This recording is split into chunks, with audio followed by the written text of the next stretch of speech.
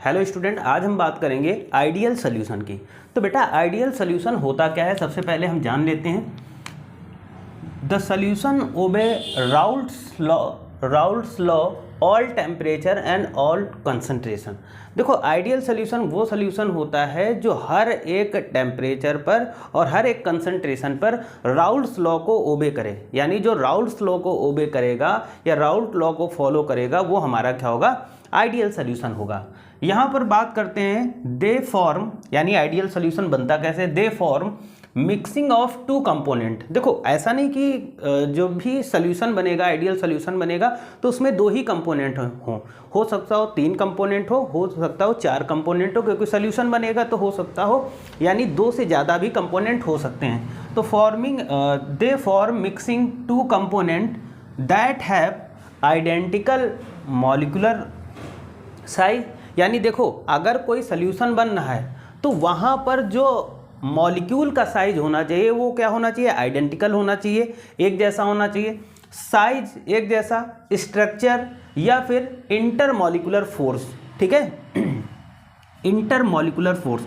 यहाँ पर इस इंटरमॉलिक्यूलर फोर्स को अंडरलाइन कर लीजिए, इसको समझते हैं कि इंटरमॉलिक्यूलर फोर्स होता क्या है। ठीक है, और ये आइडियल सॉल्यूशन के लिए क्यों इंपॉर्टेंट है, बिकॉज इंटरमॉलिक्यूलर फोर्स और इंट्रामॉलिक्यूलर फोर्स इक्वल होने चाहिए, तभी आइडियल सॉल्यूशन होगा। ठीक है, तो बात करते हैं यहाँ पर। सबसे पहले हम लेट कर लेते हैं कि यहाँ पर हमारे पास हम ले लेते हैं यहाँ पर सॉल्वेंट ए। ठीक है बेटा, क्या लेंगे यहाँ पर हमने ले लिया सॉल्वेंट ए। ठीक, सॉल्वेंट ए, और सॉल्वेंट ए में क्या है, ए के मॉलिक्यूल है, ये क्या है, यहाँ पर लिखेंगे सॉल्वेंट ए। ठीक, अब सॉल्वेंट ए है तो इसमें ए के मॉलिक्यूल होंगे। ठीक है, और उस मॉलिक्यूल के बीच में यहाँ पर देखो ए और ए के बीच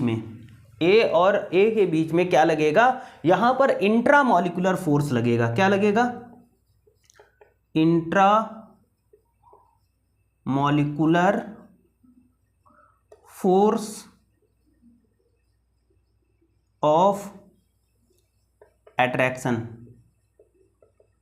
ठीक है, क्या लगा यहां पर भाई, ए और ए के बीच में क्या लग रहा है, intramolecular force of attraction solvent A में भाई, तभी तो ये एक दूसरे को पकड़ के बैठे हैं। ठीक, वहीं पर दूसरा हम ले लेते हैं यहां पर सॉल्यूट ले लेते हैं, और यहां पर सॉल्यूट के मॉलिक्यूल ले लेते हैं हम, यहां पर मान लेते हैं बी, सॉल्यूट बी है ना, ये ए सॉल्वेंट था और ये बी सॉल्यूट है, तो बी सॉल्यूट में बी के मॉलिक्यूल होंगे, है ना, बी के मॉलिक्यूल होंगे इस तरीके से। तो बी और बी के बीच में यहां पर कौन सा फोर्स लगेगा, यहां पर लगेगा कौन सा, यहां पर भी लगेगा बेटा intramolecular force of attraction,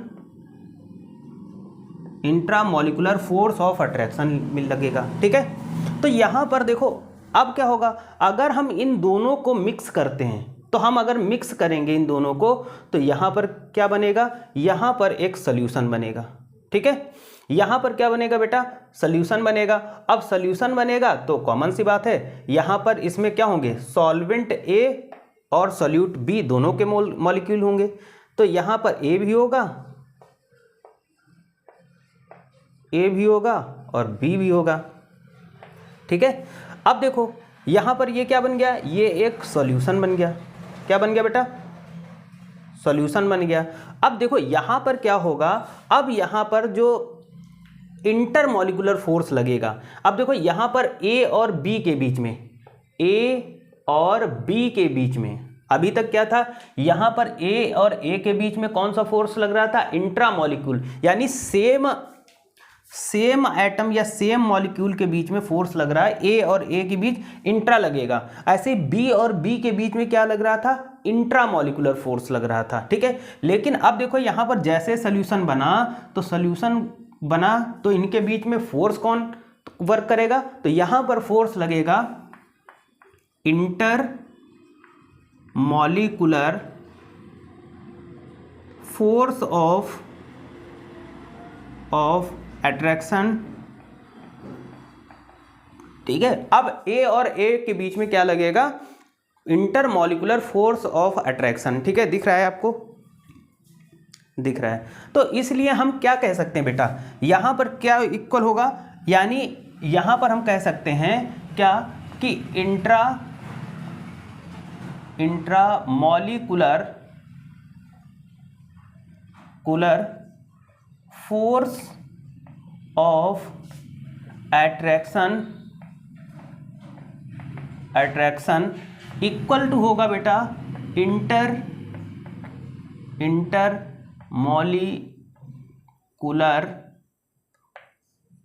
force of attraction,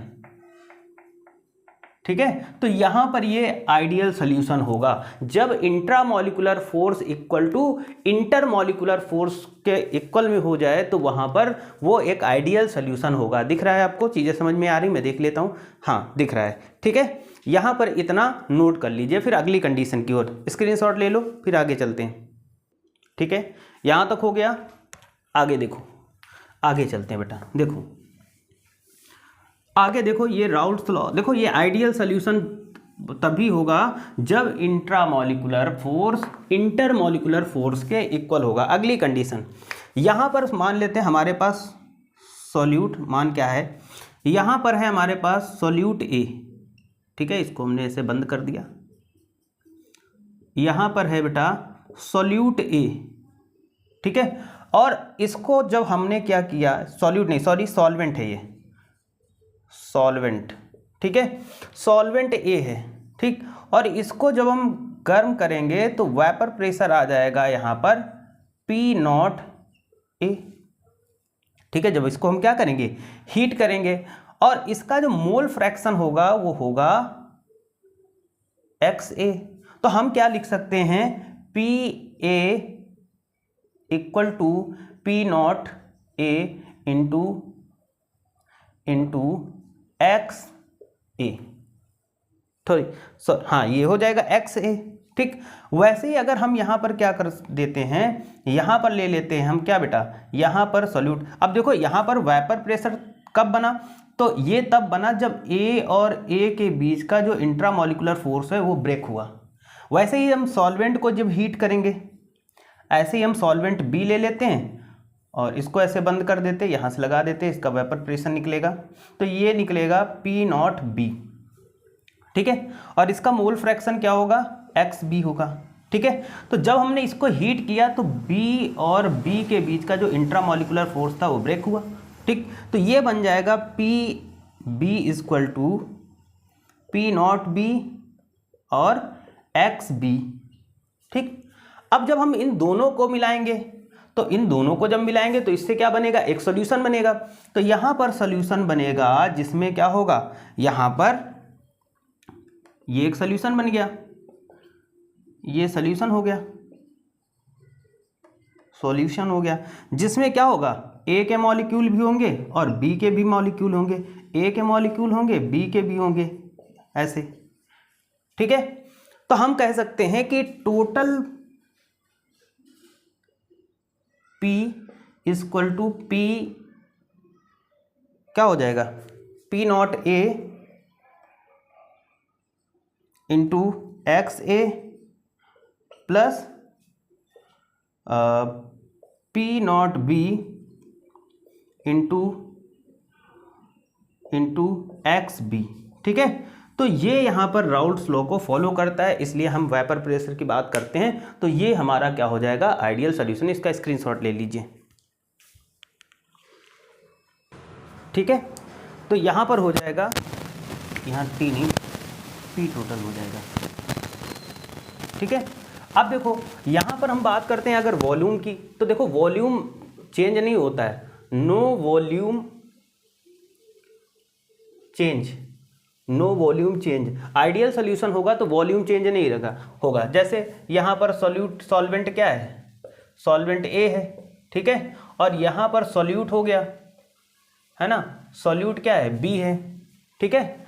तो देखो यहाँ पर इनका जो वॉल्यूम होगा, यानी अगर हमारा जो सोल्यूशन बनेगा वो सोल्यूशन बनेगा क्या, ए और बी। ए और बी का यहाँ सोल्यूशन बनेगा भाई, ये सॉल्वेंट है, सॉल्यूट है ये, और ये सॉल्वेंट है, और ये क्या बन गया, सॉल्यूशन बन गया। तो बताओ क्या यहाँ पर इन दोनों में क्या यहाँ पर वॉल्यूम चेंज होगा? भाई यहाँ पर वॉल्यूम कम होगा, है ना।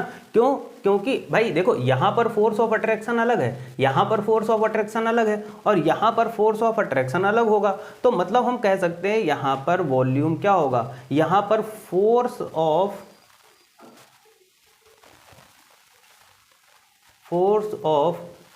अट्रैक्शन क्या होगा,